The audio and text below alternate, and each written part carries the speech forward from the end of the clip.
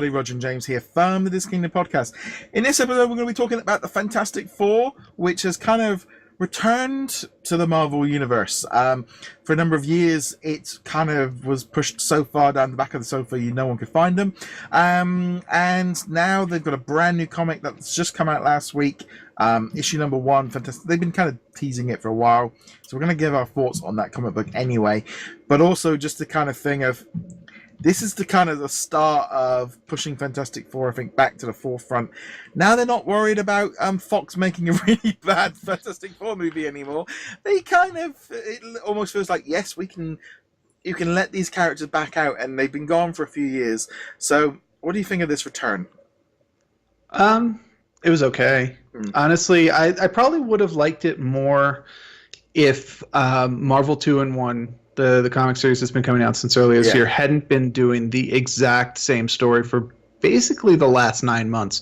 Yeah. And I don't mean over 9 months it was telling this one story. I mean it was every month doing this story again. Yeah. Where someone was like, the Fantastic Four are back, or we know how to get them back. And then they're like, oh, yeah, no, sorry, we actually don't. And then and Johnny would be like, no, I'm not ready to accept that they're gone. And Thing would be like, oh, no, we can never give up. They're our friends, Susie and Reed and the kids. And literally month after month after month. And then we finally get the actual Fantastic Four, and it's the same bloody story. So yeah, you kind of feel like they could have done, like, it might have been better to relaunch the Fantastic Four and had the 2-in-1 and actually just run the 2-in-1 as the Fantastic Four with like clippets of maybe Reed watching them and kind of building up to it a little bit more rather than doing this 2-in-1 for a bit. But I read the comic book, and it's like you say, I only read a few of the 2-in-1s. I kind of dropped off because it was like, you knew it's the same thing over and over. Nothing was really, you knew that it was just on hold until it came on. And it just, I thought it was a good one, and I'm looking forward to having the Fantastic Four back in rotation. At least, back in there, because they've been part of like my Marvel. I remember having, I've got a Marvel VHS cartoon from when I was a kid where it was a robot rather than Johnny Storm. This kind of thing of. So Fantastic Four and Marvel for me is something I know far back as a kid, but it's nice to see them coming up. I mean, I'm sure we're going to start seeing them sliding into all the Marvel games and the different comic books and because that's the other thing as well. They've been taking them out of all the events, in all the Avengers stuff. We don't see them in any of that. And this is where the Fox buyout kind of benefits Marvel on that one. Yeah, no, they've not just kept them out of events, they've actually actively removed them from promotional material. Like there's a poster of the vast majority of the Marvel recognizable characters. It's literally hundreds of characters. And the original version of it has the Fantastic Four on it. Yeah. They re-released the poster, and the Fantastic Four was nowhere to be seen. Yeah, and obviously a lot of this, they have denied very strongly that this has anything to do with Fox having the rights, but everyone knows that that's absolutely not true at all. So, yeah, they're getting the Fantastic Four back. The X-Men, they kind of tried to do the same thing, too, but it never stuck because the X-Men have more power. But, yeah, the Fantastic Four are the first family of Marvel. That's literally how they're thought of in many cases. So it is good to have them back. And while I might be negative on this particular issue for the reason I discussed before, it is good to have them back. And I am looking forward to kind of seeing what we can do now that the Fantastic Four is back in circulation. It's always kind of nice to have these times where some of the heroes, they're just not around. Let them take a break. Yeah. They had the same thing going on with Wolverine, although you could kind of argue, with Old Man Logan running at the same time. He wasn't really gone because Old Man Logan was basically just Wolverine a little bit older and grislier. So he wasn't really gone. But Reed and Sue and the kids, we haven't seen since the end of Secret Wars. No. So it's funny though, because it's like for me, Fantastic Four, it was always the Thing and the Human Torch who I liked. The other two was always just like, they're just the other ones. It was always Thing and Fantastic and the Torch were always the two main characters to me as a kid. And it's just nice to see them back and also just let's just remove that whole issue away, push it to the side, and they can kind of get on with it. And I think, obviously, I don't know if necessarily, I mean, we're going to do an episode in a couple of weeks where we're going to be talking about it in a little bit more detail, but I think as a whole, maybe taking that time off and rebooting them might work a bit better, and just bringing them back. I'm just glad to have the Fantastic Four back in as a rotation, have them there, bringing them back in, and just not being shoved to the side and being treated like a normal character history of like. It just always felt odd how they got shifted to the sideways for so many years. Because even before they went off in 2015? 15.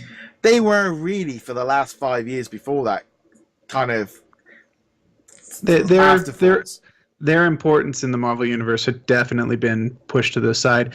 And I mean, that makes sense. You want to push Iron Man and Captain America and Winter Soldier and these guys who were huge in the movies to the forefront, because that's what, if you get a moviegoer into a comic shop, somehow they stumble their way in by accident, they'll want to see a Captain America or an Iron Man book, and they won't want to see Fantastic Four, where if you ask them, they're like, oh yeah, there have been 3 horrible Fantastic Four movies. I don't really want to continue with that. But it doesn't just bring back the Fantastic Four, of course. It also brings back their villains. Yeah. And there is a backup strip in this comic with the Fantastic Four villain, Doctor Doom. Which, yes. What do you think of that one? That was a bit odd, because it was like, he's back and he's kind of he's lost his uniform, and Latvia are, they're all struggling without him. And it was a bit, I was sort of read it, and I'm like, well, is he a hero in this? Because it kind of made it seem like, Latvia was happy to see him back and back in control. That's the big thing, really. Doom is always been the best villain, one of the best villains they've ever had, and I think adding him back in and giving it as a foe to the other characters is important. And just as a whole, I thought the comic book was good. I'm going to be adding. I think the Fantastic Four is probably going to be this whole reboot situation. Actually, is kind of good because it has allowed me to kind of jump in some of these new ones. But yeah, I'm going to try and keep the Fantastic Four in rotation and kind of have. I kind of quite like the idea of having, I've got a Fantastic Four book, I've got a Spider-Man book, I've got an Avengers, I've got my X-Men book coming up, and therefore, it's nice and simple. That's what kind of like how I like to keep my books, of just like, not, having the big crossover events is great, but unlike the Infinity War storyline. Let's not talk about Infinity War. Not the movie, the comics event going on right now. That's what I like. I like to be able to pick up a book and just read it month in or every other week or whatever it is. And yeah, I'm looking forward to kind of doing that with the Fantastic Four again. Yeah, I mean, I'm not sure if they'll be in rotation. I've never been a huge Fantastic Four fan, but I'm glad to know they're there. And I'm glad to know that they'll be around. Reed will be around to be, the smartest guy in the room, while also being a fun adventure, going off into weird alternate dimension kind of stuff. So that's always fun. It'll be good to see the villains back in rotation, because Doctor Doom is obviously the most visible one, but the back catalog of villains that the Fantastic Four are associated with is actually probably the best in the Marvel Universe, and that's including the Avengers and including the X-Men. They've got some of the best villains. And I would argue, if they hadn't had that whole tiff with Fox, Doctor Doom would be the villain of the Marvel Universe right now, the cinematic universe, because that's what the position he has traditionally held. Like you said, it's one of those things where Latveria, the country, the fictional country that he's from, they do love him.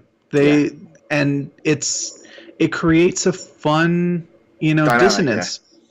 Everyone else sees him as a villain, but his home country is like, man, you guys should have seen this country before he came along, because this is so much better. So I think that's a good aspect, and it'll be fun to see how they explore it.